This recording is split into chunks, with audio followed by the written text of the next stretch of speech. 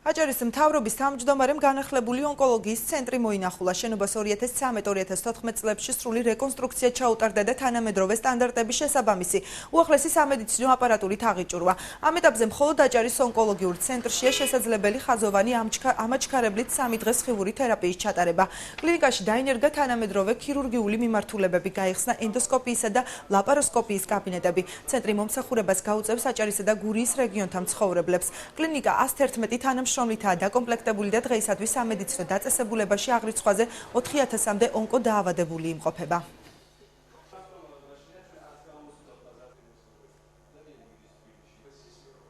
პროვენცია დაავადების გამოვლინება პირველი მასზე მკურნალობა ოპერატიული მკურნალობით ეს საჭირო იქნება ქიმიოთერაპია ან სხიური თერაპია. ჩვენ ეს შევძელით, ჩვენთან დღეს არის საშუალება მიმდინარეობს ყოველივე სკრინინგ პროგრამა, რომელიც ადრეულად ავლენს ამ ავთვისებიან სიმსივნეებს.